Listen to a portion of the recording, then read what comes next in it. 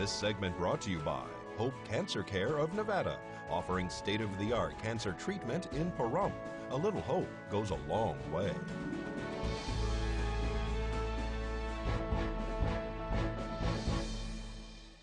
Welcome back. Well, the preliminary hearing continues with the Liebig murder trial. That and more in today's court report. In this week's court report, Heather Longberry and Terry Allen, the Pahrump couple, arrested on an open murder charge and an initial laundry list of other related charges for the death of an area teen girl who is the daughter of one of the suspects, now have their cases bound over to district court after both make guilty plea agreements. During the defendant's last proceeding in justice court, a pretrial hearing, Longberry's public defender, attorney Daniel Martinez, briefed the record as to the negotiations. Longberry unconditionally waived her right to a preliminary hearing. At the district court level, Longberry will be entering a guilty plea to the following charges: child abuse, neglect, endangerment resulting in substantial bodily harm, a Category B felony, and amended child abuse or endangerment charges, gross misdemeanors. The state will forego prosecution of Longberry's remaining counts and retain the right to argue at sentencing. The prosecution concurred. Likewise, during Terry Allen's pretrial hearing that same day, Allen's public defender, attorney Carl Jogger, further advised that Allen also signed an unconditional waiver of preliminary hearing. The prosecutor briefed the record as to the negotiations at the district court level. The defendant will be entering a guilty plea to the following charges: one count of allowing a child to be present where a controlled substance was being administered, a Category B felony punishable between 3 to 15 years, and a $10,000 fine. One count of a Category E felony punishable between 1 to 4 years and a $5,000 fine, and one count of a Category D felony punishable between 1 to 4 years and another $5,000 fine. The state will not seek any habitual criminal enhancements at the time of sentencing. Otherwise, both defendants and both sides are retaining the right to argue about any legal sentence. In exchange, the state will forego prosecution of any additional counts arising from this case. The court found that both Longberry and Allen agreed to understanding and acceptance of the negotiations and knowingly and voluntarily waived their rights to a preliminary hearing. They were bound over to appear in district court. Then both defendants were remanded back to the custody of the Nye County Sheriff's Office. Both Longberry and Allen previously admitted to drug use during investigation into the teen girl's death. Autopsy results reveal that the minor's body had a large amount of meth in her gastric fluid and that the girl's cause of death was methamphetamine intoxication. Police say following arrest, Longberry, the victim's mother, testified and tested presumptive positive for methamphetamine, benzos, and cocaine. And Allen, Longberry's boyfriend, tested presumptive positive for methamphetamine, benzos, and THC. Police also say during their investigation they found the residence where the couple, the victim, and her 3 young siblings lived in squalor. Proceedings will resume this Thursday morning for the local pair of teen brothers who admitted to gruesomely stabbing and killing their mother at their home.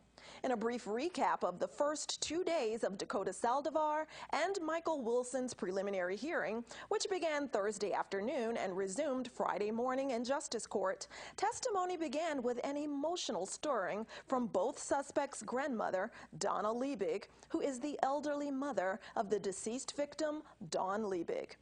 The elderly mother cried as she pointed out both defendants in court Thursday. Then Liebig testified that she did ask Dakota and Michael about her daughter Dawn's whereabouts after the victim was initially reported missing. Throughout both days in court, Judge Kent Jasperson heard various NCSO officers connected to this case testify regarding body cam footage and what they uncovered during the initial welfare checks and the subsequent murder investigation. Police say during their arrest, Saldivar and Wilson admitted to killing their mother and burying her in the desert. Even officer testimony about a large knife, chunks of hair, and other items found buried in the desert to try to conceal this reported crime. This has been your court report. I'm Eunette Gentry for News 46. Thanks so much, Eunette. Well, here's Angela Miles with today's Business First Brief. Topping our news, the government will begin today offering $4.7 billion in assistance to farmers. The USDA is sending out payments to soybean, wheat, corn, pork, dairy, and cotton producers. Soybean farmers are especially hard hit as China retaliates against pricey tariffs set by the Trump administration. The American Soybean Association is welcoming the money, but there are farmers who would prefer to sell their products versus receiving a government check. President Trump is ready to move ahead with plans that impose even more tariffs on China. It's expected as soon as the open time for the public to comment ends on Thursday. The president will call for tariffs on $200 billion in Chinese imports. The president will be in Billings, Montana Thursday talking about trade. And mortgage rates are ticking up. The cost of borrowing money to buy a home is now 4.52% on average for the 30-year fixed mortgage, and the 15-year is 3.97.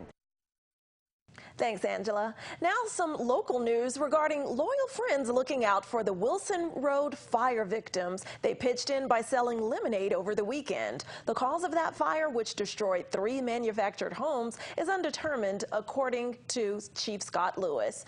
The fire broke out quickly and spread on the afternoon of August 21st, and all occupants were able to escape injury except for 2 puppies who died in that blaze. We have our lemonade stand here to raise money for our friends and neighbors back here that lost everything in the fires last week.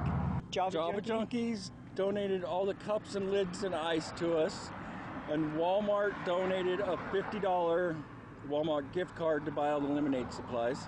Tell me about the damage to these homes. What's going on here? Oh, total loss. Total loss. 3 of them. 3 houses, and a couple of sheds. Couple of sheds. 2 of them we're not sure, but the trailer right here, the motorhome, they've been staying with a friend.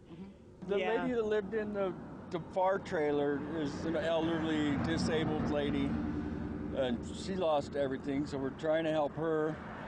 And Chris, the lady in the back, is kind of the unsung hero of the story. Yeah, because she's the one who Dan was ran around asleep. Dan was asleep in the trailer when the fire started, and she came over the fence and woke him up, and within 30 seconds the entire camper was in flames. Fortunately, you guys are out here doing this, and you're going to be donating the money to them? Yes. All proceeds go directly to them. So. Yeah, and I also have a GoFundMe page set up. It's set up through Facebook. Actually, it's under my Facebook name, Beth Dawson. Tell me about you guys handing out lemonade. How's it been? Great. Yeah? What do you like most about it? Getting money. Yes. To help the fire victims? Yep. Yeah? So have you just been giving out lemonade, or has some people made just cash donations? Some people have just given us cash donations, but most of the people just wanted lemonade. The cutest interviewees we've had so far. Exactly. All right, well, stay tuned to News 46. Much more local news for you after our break.